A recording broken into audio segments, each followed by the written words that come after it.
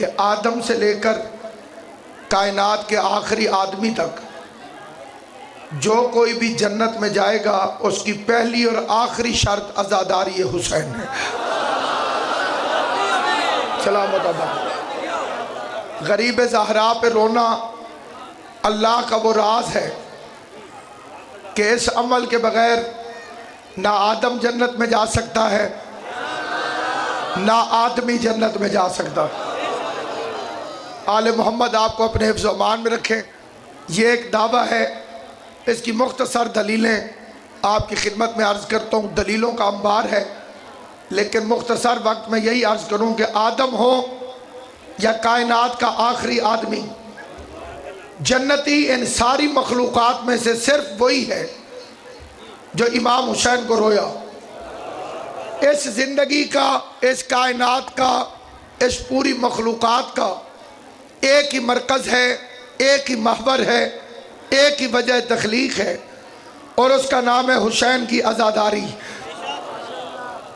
اللہ نے اس نبی کو بھی نبی نہیں بنایا جو حسین کے لیے نہیں رویا، اس بندے کو عزت عطا ہی نہیں کی جو حسین کو نہیں رویا۔ مولوی اپنی جہالت میں لکھ کر چلے گئے کتابوں میں کہ آدم حوا کے لیے روتا رہا، اتنا رویا کہ گڑھے بھر جاتے تھے اور ان میں پرندے آ کے پانی پیتے تھے۔ اس منبر کی عزت کی قسم جھوٹ ہے، آدم حوا کے لیے نہیں حسین کے لیے روتا رہا۔ آل محمد آپ کو سلامت۔ آدم جس ہستی کے لیے رویا اس بادشاہ کا نام حسین ہے۔ کائنات کا پہلا گھر خانہ کعبہ، کائنات کا پہلا گھر ہی نہیں، پہلا امام بارگاہ ہے۔ اس لیے قبضے کے باوجود نجدیوں کی جرت نہیں کہ کالے رنگ کے غلاف کا رنگ تبدیل کر سکے۔ آل محمد آپ کو سلامت ہے۔ یہ خانہ کعبہ کا غلاف کالا کیوں ہے؟ اس لیے کہ یہ پہلا امام بارگاہ ہے۔ بات خطابت کی نہیں، قرآن کی آیت کی ہے۔ اِنَّ أَوَّلَ بَيْتٍ وُضِعَ لِلنَّاسِ بِبَکَّہ، ہم نے پہلا گھر انسانوں کے لیے شہر بکہ میں بنایا۔ بکہ کا لفظ نکلا ہے آہ و بکا سے۔ بکہ کہتے ہیں رونے کی جگہ کو۔ جو پہلا گھر بنا وہ رونے کی جگہ پہ بنا۔ جو پہلا قتل ہوا وہ دو بھائیوں کے درمیان ہوا۔ قاتل کا نام ہے قابیل، مقتول کا نام ہے حابیل۔ دونوں کے نام ایک جیسے ہیں۔ کئی دفعہ مولوی صاحبان جوش خطابت میں غلطی کر جاتے ہیں۔ میں ایک پکی نشانی بتا دیتا ہوں، قیامت تک نام نہیں بھولیں گے۔ قاتل ہوتا ہے کاف سے اور ہادی ہوتا ہے ہے سے۔ جو ہدایت پہ تھا وہ حابیل ہے، جو قاتل ہے وہ قابیل ہے۔ بھائی دونوں سگے تھے، لڑائی تھی خلافت کی۔ قابیل کہتا تھا میں عمر میں بڑا ہوں، حابیل سمجھاتا تھا کہ عمر کا خلافت سے کوئی تعلق ہے ہی نہیں۔ حیدری، بزرگی عقل سے ہوتی ہے عمر سے نہیں۔ سن و سال میں بڑا ہونا کمال نہیں۔ عقل موجود ہو تو بچہ بھی لائق عزت ہے، عقل نہ ہو تو بڈھا بھی لائق تعظیم نہیں ہوتا۔ بھائی نے بھائی کو قتل کیا۔ دفن کا طریقہ اس دعوے دار اشرف المخلوقات کو، یہ جو دعویٰ ہے کہ ہم اشرف المخلوقات ہیں، کئی مومن بھی اس دھوکے میں آئے ہوئے کہ یہ انسان اشرف المخلوقات ہے۔ مجھے زہرا کی پاک عزت کی قسم، کائنات میں اشرف المخلوقات صرف 14 ہیں۔ یہ لقب بھی اس پاک گھرانے کا چرایا ہوا ہے۔ اشرف المخلوقات صرف محمد و آل محمد ہیں، جو ہر مخلوق سے افضل بھی ہیں اور اشرف بھی۔ کوے نے انسان کو دفن کا طریقہ سکھایا۔ پہلی قبر کھودنی کوے نے سکھائی۔ کوہ استاد ہے اس کا تدفین کے اندر۔ آدم بیٹے کی لاش پر آیا، اس نے بیٹے کی لاش میں دو فکرے کہے۔ شیعہ سنی کتابیں ذمہ داری سے کہہ رہا ہوں۔ پہلا فکرہ، اس نے حابیل کی لاش کو دیکھ کر حابیل کے قاتل پہ لعنت بھیجی، اس کے بعد رویا۔ پتہ چلا قیامت تک جو آدم کی حلالی اولاد ہے وہ قاتل پہ لعنت کرے گی، مقتول پہ روئے گی. قاتل پہ لعنت کرے گی، مقتول پہ گریہ کرے گی. اگلا نبی ہے جناب نوح، شہرت میں جناب نوح. آدم علیہ السلام کے بعد عزت مآب، شہرت مآب. بسم اللہ سید آدم، اجازت ہے سرکار بات سجی مر. جناب نوح، شیعہ سنی متفق ہے کہ نوح کا نام نوح نہ تھا، نوح کا نام ہے عبد الغفار یا عبد الرزاق. امت پتھر مارتی تھی، یہ نوحے پڑھتا تھا. نوحے پڑھنا نبیوں کی سنت ہے، پتھر مارنا مشرکوں کی طریقہ. مشرکوں کا طریقہ ہے پتھر مارنا، نبیوں کا طریقہ ہے نوحے پڑھنا. اللہ کا نبی پڑھتا تھا نوحے. 900 سال تک یہ نبی کو پتھر مارتے رہے، مٹی کے ڈھیلے اٹھا اٹھا کے مارتے. چلے کیوں جاتے؟ نبی ان کے نیچے دب جاتا، مٹی کے نیچے. مشرک سمجھتے کہ مر گیا، پتہ چلا یہ بھی مشرکوں کی پرانی عادت ہے. نبی مٹی کے نیچے چلا جائے تو سمجھتے ہیں کہ مر گیا. جسے بات سمجھ آئیے خدا اسے سلامت. نبی اگر مٹی کے نیچے چلا جائے تو مشرک سمجھتے ہیں مر گیا. وہ گلیوں میں نوحے پڑھتا تھا. خدا چاہتا ہے کہ نبی روئیں. اس نے کسی نبی کو عزت دی اس وقت دی جب وہ حسین کے لیے رویا، پیٹ پیٹ کے مر گیا. مولوی ابراہیم نے خواب دیکھا، ابراہیم نے خواب دیکھا، ابراہیم نے خواب دیکھا. میرا سوال ہے بتا ابراہیم نے کیا دیکھا؟ خواب خواب کا شور ہے، دیکھا کیا؟ مجھے منبر رسول کی عزت کی قسم، ابراہیم نے خواب میں کربلا دیکھی. جو جو دیکھتا گیا وہ کرتا گیا. ورنہ 6 مہینے کے بچے کو پیاسا چھوڑنے کا کیا مطلب؟ ابراہیم نے اسماعیل وادی غیر ذی زرع میں تنہا نہیں چھوڑا، علی اصغر کی یاد بنائی. آگ میں نہیں کودا، شام غریبہ کی یاد بنائی. بیٹے کی گردن میں چھری رکھنے کا کیا مطلب؟ علی اکبر کی شبیہ بنائی. جو جو ابراہیم دیکھتا گیا وہ عمل کرتا گیا. اس میں کوئی جانور بھی استعمال ہوا تو اللہ نے اس کی بھی عزت کروائی. کا دمبا ہے، یہ شبیہ کربلا میں آیا ہے، اس کی عزت کرو. اس نے کیا کیا؟ جی ذبح ہوا. جانور تو روز ذبح ہوتے ہیں، اللہ ساروں کی عزت کیوں نہیں کرواتا؟ اس کی عزت اس لیے خدا نے کروائی کہ یہ ذبح ہوا لیکن رویا نہیں. فطرت تھی کہ چھری چلے تو جانور چیخے، یہ رویا نہیں. دلیل اس کی یہ ہے کہ ابراہیم نے چھری پھیری ہے اسماعیل سمجھ کر، آنکھوں میں پٹی باندھی. ابراہیم سمجھتا رہا اسماعیل ذبح ہو رہا. گرم خون ہاتھوں پہ آیا، ابراہیم نے سمجھا اسماعیل ہے. اگر یہ دمبا رو پڑتا تو ابراہیم پٹی کھول دیتا. میں نے دمبے سے پوچھا تو رویا کیوں نہیں؟ جانور تھا لیکن بات پتے کی کر گیا. کہنے لگا جب نبی کی جان بچانی ہو تو رو کر مخبری نہیں کیا کر. آل محمد حیدری. بڑی عزت مآب خاتون ہے جناب حاجرہ. اس کی قبر بنی ہے کعبے کی دیوار کے پاس. یہ جو حتیم ہے اس کے اندر جناب حاجرہ دفن ہے. اس نے بیٹے کی گردن پہ چھری دیکھی اور روئی. یہاں بھی مولوی صاحبان لائن بدل جاتے کہ یہ بیٹے کی چھری دیکھ کے رو پڑی. نہیں، بیٹا تو زندہ کھڑا. اس نے علی اکبر کا ماتم کیا کہ میرا بیٹا تو بچ گیا، لیکن جس پر میں بیٹا قربان کرنا چاہتی تھی اس کی گردن پہ چھری چل جائے.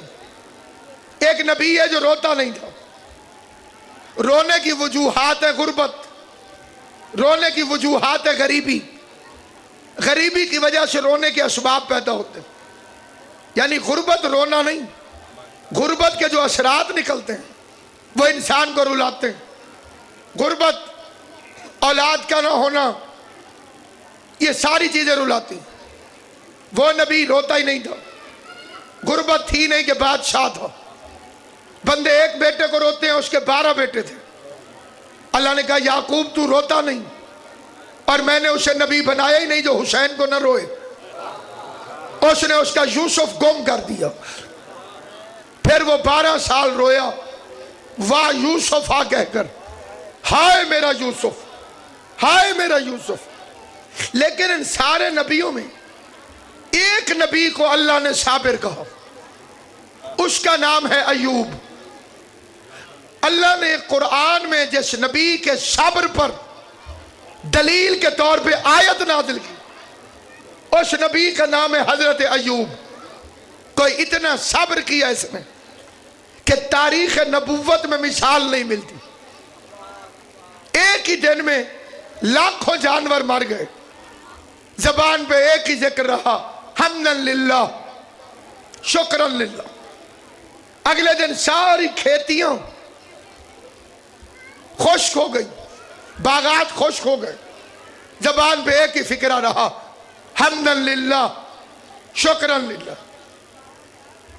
اگلے دن سارے بیٹے مر گئے، ایک بیٹے کی موت پر ہائے نہیں کہی، تیرا مال تھا تو نے واپس لے لیا، میں امانتوں کو واپس کرتے ہوئے کیوں روؤں؟ جب امانت تیری تھی تو رونے کا کیا مطلب؟ صبر کی حد نہیں ہو گئی۔ اگلے دن جسم میں بیماری پڑ گئی، بقول علماء تسنن و تشیع بدن میں کیڑے پڑ گئے، لیکن صبر کی یہ مقام کہ کیڑا کوئی گر جاتا اسے اٹھا کے واپس رکھتا اور کہتا ابھی میرے اللہ نے میرے جسم میں تیرے لیے غذا رکھی ہے، جب تک میرا گوشت باقی ہے تو کہاں جاتا ہے؟ جب اس کی طرف سے آزمائش ہے تو میں تجھے برداشت کروں۔ بیویاں ساتھ چھوڑ گئیں، نوکر محل چھوڑ گئے، اور ظلم کی حد ہو گئی۔ اس دن جب امت کٹھی ہوئی، انہوں نے نبی اللہ کو اٹھا کے پھٹے پہ ڈالا اور شہر سے باہر پھینک آئے۔ کہنے لگے تیری بیماری کی وجہ سے ہمارے بیمار ہونے کا خطرہ ہے، ہم تجھے شہر میں برداشت نہیں کرتے۔ وہ اٹھا کے پھینک آئے، لب ہلے، آواز آ رہی تھی حمدن للہ، شکرن للہ۔ پوری تاریخ بیان کرنے کا وقت نہیں، بڑی عزت مآب ہستیاں تشریف فرمائیں، میں دعا لے کر بس چھوڑ رہا ہوں ممبر۔ اس کے صبر کی حد اس دن ٹوٹی جب اس کی اکلوتی وفادار بیوی جو حضرت یوسف علیہ السلام کی پوتی تھی، اور اس نے اس کا ساتھ نہیں چھوڑا، دن میں جاتی تھی، مزدوری کرتی تھی، لوگوں کے برتن دھوتی تھی، لوگوں کے بچوں کو کھلاتی تھی، واپسی پہ جو ملتا اللہ کے نبی کو کھانا کھلاتی، عبادت الہی کرتے میاں بیوی بیٹھ کر۔ بس ایک دن قیامت کا آیا، روتی ہوئی آئی اس کی بیوی، جناب ایوب تڑپ کے کہتے کیا ہوا؟ رو کے کہتی ہے تو اللہ کا نبی ہے، اگر تیرا ساتھ نہ دینا ہوتا میں آج خدا کو اپنے باپ دادا کا واسطہ دے کے کہتی کہ مجھ پر موت نازل کر۔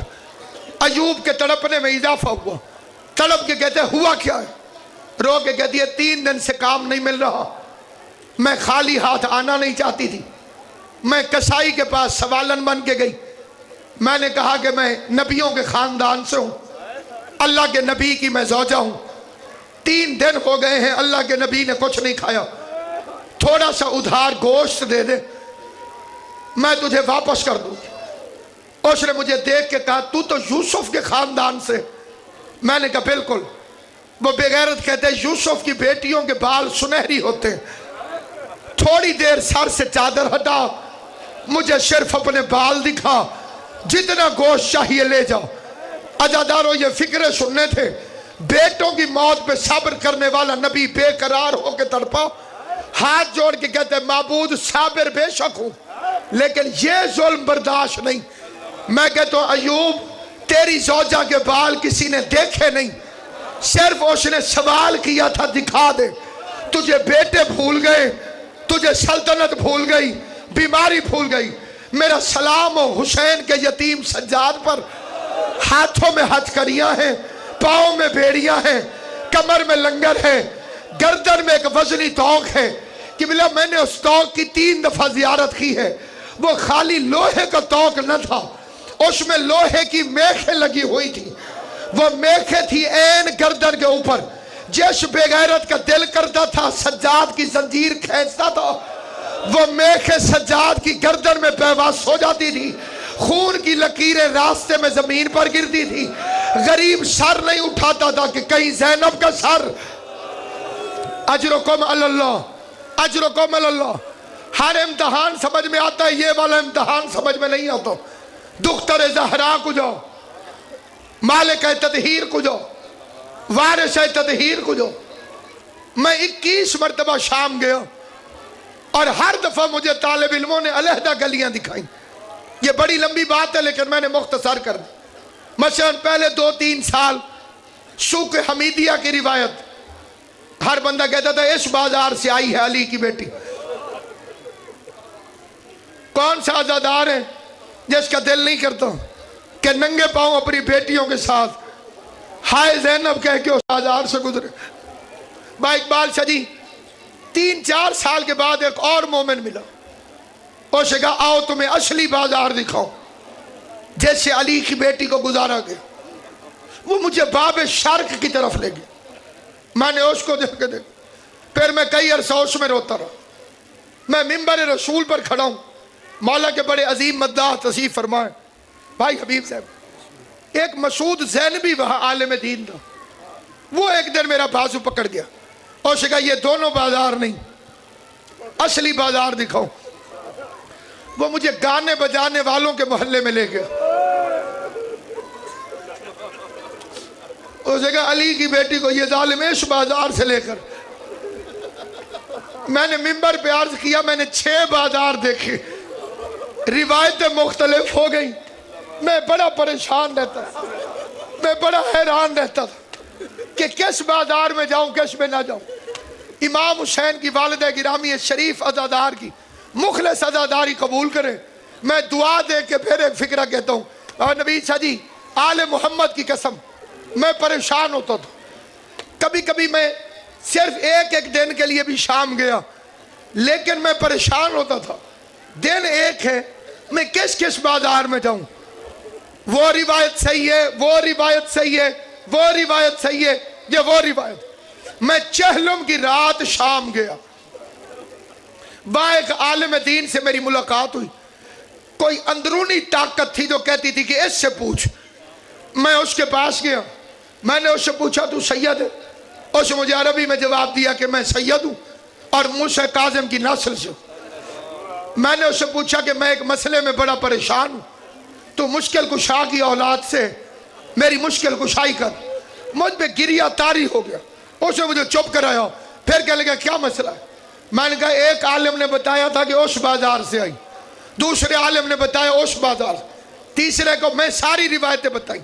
اس کے ہاتھ میں قبلہ کتابیں دی، اس نے کتابیں میرے ہاتھ میں دی، میں نے اس عالم کی کتابیں اٹھائیں، اس نے رخ کیا بی بی زینب کے گنبد کی طرف، دونوں ہاتھ اس نے بی بی کے روضے کی طرف کیے، مجھے دیکھ کے کہتے شام کی وہ گلی کوئی نہیں جس سے ان بے غیرتوں نے علی کی بیٹیوں کو نہ پھرایا۔ اللہ تمہاری ہائے قبول کرے، حسین کی ماں تمہیں دنیا کے کسی غم میں ہائے نہ کروائے، جو غریب زہرا کے لیے ہائے کرتے ہو حسین کی ماں تم سے راضی ہو۔ یہ مجلس میں عین وفاداری کا ثبوت ہے، وہ ذاکر حسین کی تصویر لگائی ہے انہوں نے۔ آل محمد انہیں اس کا اجر عطا کرے اور اللہ ہمارے بھائی کے درجات بلند کرے اور اس کے یتیموں پہ رحم کرے۔ میں دعا مانگ کے دعا سب سے بڑی طاقت ہے، آل محمد کی قسم کھا کے کہتا ہوں، میں اتنے بڑے طوفانوں سے لڑا بھی ہوں اور لڑ بھی رہا ہوں، ایک میرے پاس طاقت ہے میرا عقیدہ کہ میں نے رسول کی بیٹی کا سچ بیان کیا، اور دوسری میرے پاس طاقت ہے عزاداروں کی دعا میں بی بی زہرا کی قسم کھا کے کہتا ہوں اگر حسین کے ماتمیوں کی دعائیں میرے ساتھ نہ ہوتی میں کب کا ختم ہو چکا ہوتا یا جیل میں موجود ہوتا. میں جو آزاد بھی ہوں اور محفوظ بھی ہوں یہ فاطمہ کے بچے کو رونے والوں کی دعائیں ہیں جنہوں نے بغیر کسی نام و نمود کے میرے سامنے بھی نہیں گھروں میں بیٹھ بیٹھ کے بی بی کا ذاکر سمجھ کے میرے لیے دعا کی ہے. میں نے حیران ہو کے پوچھا قبلہ ہر بازار سے علی کی بیٹی کیسے گزرے گی؟ اگر کوئی ادھر سے آئے تو وہ ادھر سے نہیں آتا, کوئی ادھر سے آئے تو وہ ادھر سے نہیں آتا. علی کی بیٹی ہر بازار میں کیسے آئی؟ اس نے کہا آنا تو تھا مرکزی بازار سے لیکن اس میں بھیڑ اتنی زیادہ ہو گئی کہ 5 لاکھ کتا شراب پی رہا تھا. ہائے کرے تو فکرہ بڑا ہے, 1 لاکھ بے غیرت ڈھول بجا رہا تھا, بے غیرت سیدزادیوں کے اونٹوں کے سامنے ناچ رہے تھے. علی کی بیٹی کو اونٹ سے اتارنے کا حکم ہوا, بازار میں بھیڑ زیادہ ہوئی. تو نے اگلا فکرہ سمجھ لیا تو نماز مغرب میں بھی دعا کرے گا. عالم کہنے لگا ماحول اتنا خراب ہوا, جو سید بیٹھے ہو میں تمہاری کنیز کی اولاد ہوں, میں ایک ایک سید سے معافی مانگ کے پھر اقبال شاہ جی فکرہ کہہ رہا ہوں. اس نے کہا ماحول اتنا خراب ہوا, ماحول اتنا خراب ہوا کہ شام کی آوارہ عورتوں کو شرم آنے لگی, شام کی آوارہ عورتوں کو شرم آنے لگی. وہ جو بے غیرت عورتیں کھڑی تھی انہوں نے بھی پردے کر لیے, انہوں نے یزید کو خط لکھا یزید ماحول خراب ہے, ہم اپنے گھروں میں جا رہی ہیں, اگر تو نے ضرور تماشا دکھانا ہے تو علی کی بیٹیوں کو ہماری گلیوں سے گزار. بدماش عورتیں اپنی چھتوں پہ چلی گئی, جس کی ماں کا جنازہ رات کو اٹھا تھا وہ بغیر چادر کے کبھی اس بازار کبھی اس بازار